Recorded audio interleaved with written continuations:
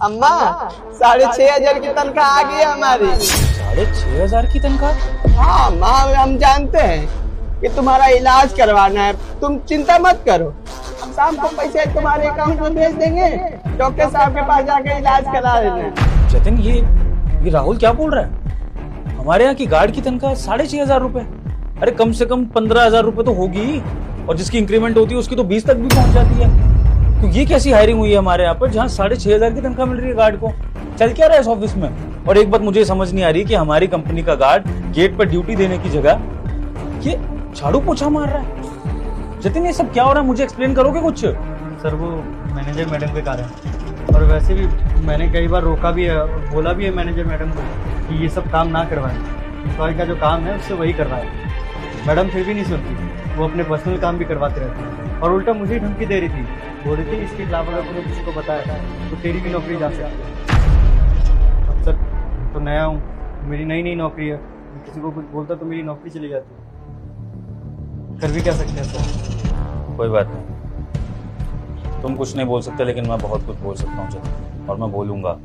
लेकिन हाँ, तुमने बहुत अच्छा किया कि तुमने एटलीस्ट गलत के खिलाफ आवाज़ उठाई, और ये आवाज़ हमेशा उठाते रहना, चाहे तुम पावर में हो या ना हो, लेकिन आवाज़ उठानी मत छोड़ना। क्योंकि जिस दिन गलत के खिलाफ आवाज़ उठानी बंद हो गई, उस दिन वो गलत तुम्हारे साथ नहीं होगा। और चिंता मत करो, गलत के खिलाफ आवाज़ उठी है तो इंसाफ भी मिलेगा और गुनहगार को सजा भी मिलेगी। जतिन, तुम अभी अंदर जाओ, हमें जहाँ भी जाना था मीटिंग के लिए, वो मीटिंग अभी पोस्टपोन करेंगे हम, क्योंकि मुझे कुछ इंपॉर्टेंट काम याद आ गया।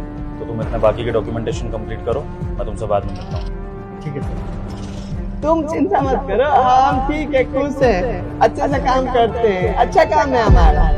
हाँ नमस्ते, हम रखते हैं, बाद में बात करेंगे, ठीक है? हाँ नमस्ते। राहुल, नमस्ते साहब। किससे बात कर रहे थे फोन पर? वो गलती हो गई, अम्मा से बात कर रहा था गांव में। आज के बाद नहीं बात करूंगा, कसम से, नौकरी से मत निकालिएगा। और क्यों? कारण जान सकता हूँ?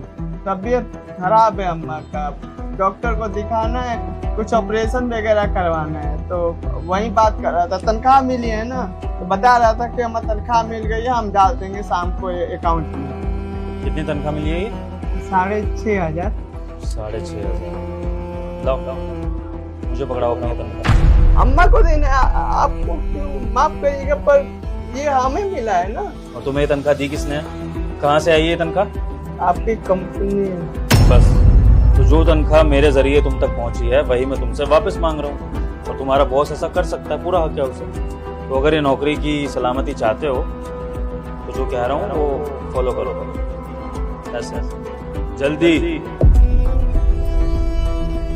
हम कभी बात नहीं करेंगे, कसम खा के बोल रहे हैं, तनख्वाह दे दीजिए, ऑपरेशन कराना दे दीजिए, गलती हो गई।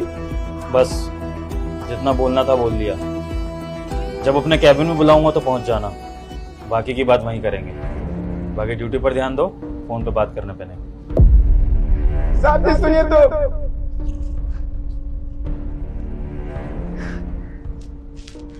हेलो अम्मा, नहीं भेज पाएंगे पैसा शाम को। हाँ दिक्कत तो हो ही गई ना, बात कर रहे थे, काम कर रहे थे, पीछे से साथ सुन लिए, छीन लिए तनख्वाह। आज देखते हैं नौकरी से हाथ ना धोना पड़े, देखते हैं, डॉक्टर साहब से बोल देना कि 2-4 दिन के बाद तुम्हारा ऑपरेशन हो, ठीक है? इंतजाम करते हैं, हाथ पैर जोड़ लेंगे साहब का, कुछ नहीं होगा, तो तुम फिक्र मत करो, रखते हैं। भगवान।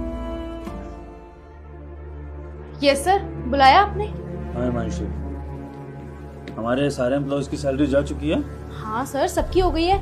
आप जिस दिन मुझे सैलरी देते हो मैं उसी दिन डिस्ट्रीब्यूट कर देती हूँ। पक्का किसी की सैलरी रह तो नहीं गई है? कुछ कम ज्यादा ऊपर नीचे ऐसा तो कुछ नहीं हुआ है? नहीं सर, जहाँ तक मुझे याद है सबकी सैलरी बराबर अकाउंट में चली गई है। मैंने तो एक्सेल शीट भी अपडेट कर दी है। वैसे आप मुझसे सवाल पूछ क्यों रहे हो? आज से पहले तो आपने मुझसे ऐसा कभी नहीं पूछा। अच्छा, और तुम्हें हमारे कंपनी के एम्प्लॉयज की कंडीशन के बारे में पता होता है, उनके घर में क्या चल रहा है क्या नहीं? कभी तुम पूछती हो सामने से, या तुम्हें कुछ बताते हैं वो लोग ऐसा? हाँ सर, मैं पूछती तो रहती हूँ सबसे। ऐसा अभी तो किसी के घर में कोई दिक्कत नहीं है, सब नॉर्मली चल रहे हैं। वो हमारी कंपनी का जो सिक्योरिटी गार्ड है, सब कुछ सही है उसके घर में? Security guard? हाँ